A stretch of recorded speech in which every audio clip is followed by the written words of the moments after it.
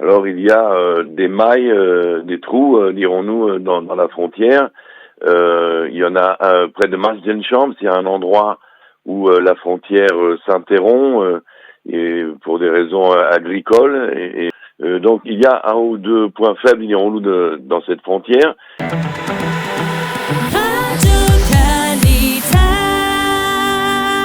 Raphaël, bonjour. Bonjour Bokato. Voilà, alors on va, je voudrais, comme je le disais tout à l'heure à l'instant, j'ai essayé d'expliquer comment une Israélienne a-t-elle pu franchir la frontière entre Israël et la Syrie. Comment a-t-elle pu faire sans avoir été repérée par les services de renseignement, par en tout cas les forces israéliennes qui sont déployées le long de cette frontière?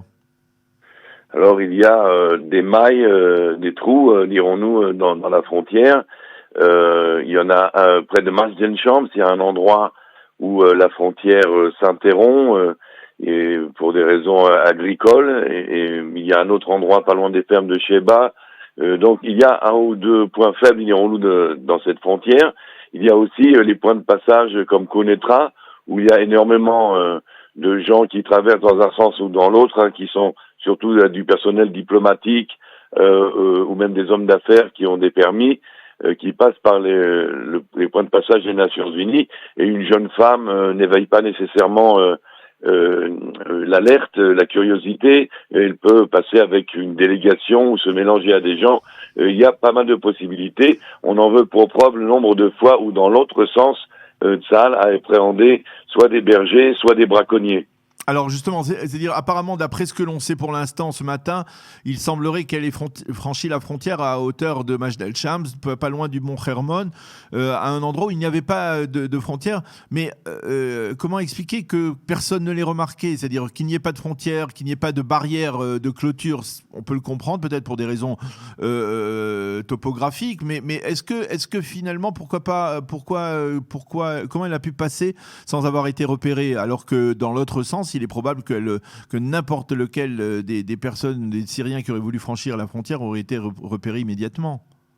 Oui, alors c'est tout simplement un problème de vigilance de Tsahal qui va devoir être vérifié pour sûr. Il va y avoir une enquête interne au sein de Tsahal, car même s'il y a des endroits où effectivement la barrière, qui est une barrière double, c'est 6 à 9 mètres de haut avec des barbelés coupants, en plus d'une barrière ancienne, plus ancienne, électronique classique, un barbelé classique, plus des sensors, plus des caméras, plus des drones, effectivement, on se dit, il y a un problème. Donc, il va falloir effectivement vérifier pourquoi cela arrive, mais comme je l'ai déjà dit par le passé, on l'a vu aussi avec la frontière avec le Liban, cela arrive, il y a même parfois des contrebandiers bédouins qui arrivent malgré tout à franchir ces frontières. Ça peut paraître inquiétant, Raphaël, parce que finalement, on avait l'impression tout de même que cette frontière entre deux pays en guerre était hermétiquement bien sécurisée, et finalement, on voit que c'est pas tout à fait le cas.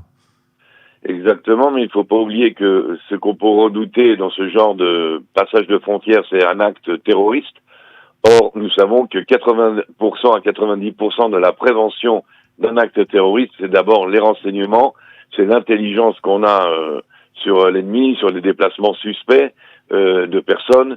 Et là, évidemment, dans l'autre sens, donc cette jeune femme qui va de la région de Maasdelshamps vers la Syrie, ça ne cause pas une alerte, au même titre que du côté syrien, justement, les bergers, les braconniers, les contrebandiers qui arrivent de la Syrie vers Israël, eux, sont cueillis parce que là, il y a une menace. On peut pas considérer comme une menace un départ d'Israël vers la Syrie. C'est à l'envers. Est-ce que, Raphaël, on peut imaginer ce qui lui est arrivé lorsqu'elle est arrivée en Syrie? Elle a dû être. Vous pensez qu'elle a été arrêtée, interrogée par les services syriens? Et oui, il a été cueilli effectivement par l'armée. Elle a été immédiatement. Moi, j'ai déjà eu affaire à ce genre de cas dans le passé, donc immédiatement mise aux mains et à la disposition des services de sécurité syriens.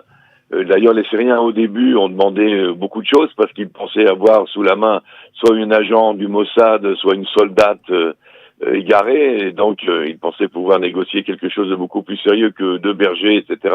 Et donc, ils se sont très rapidement aperçus que cette jeune femme semblait plus ou moins mentalement fragile, qu'elle était certainement pas une espionne. On pense que non seulement c'est une ancienne jeune fille religieuse, mais qu'elle se serait convertie à l'islam et que ça serait la raison pour laquelle elle s'en va d'Israël. Par le passé, elle aurait fait une tentative vers un autre pays arabe et donc elle serait en fait peut-être convertie à l'islam.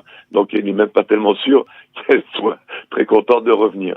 Oui, alors justement, à propos de ceux qui sont contents de revenir ou de ne pas revenir, on a assisté dans les négociations, en tout cas ce qui a été révélé pour l'instant de ces négociations, au fait que, eh bien, il y avait des terroristes qui étaient détenus en Israël, dans la prison de Ktziot, qui avaient été pressentis pour être échangés contre cette jeune femme.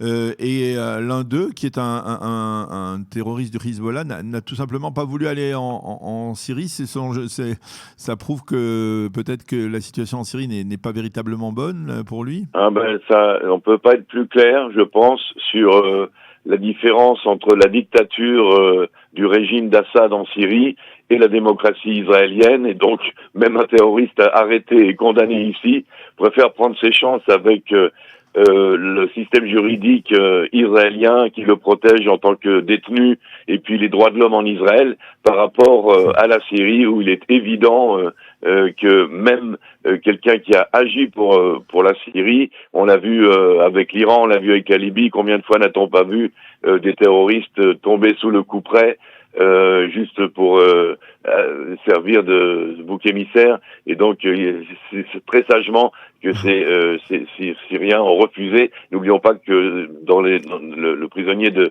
Ktziot est un alaouite, c'est-à-dire c'est même pas un druze, c'est un alaouite.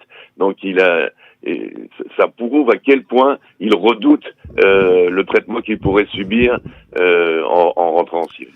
Eh bien, Raphaël Hirojalmi, merci beaucoup pour toutes ces précisions sur l'aspect, on va dire, sécuritaire de cette affaire tout à fait étonnante, inhabituelle, qui s'est bien terminée, je rappelle, donc avec le retour de cette Israélienne la nuit dernière en Israël. Merci beaucoup, Raphaël Hirojalmi. Shabbat Shalom, à bientôt. Shabbat Shalom.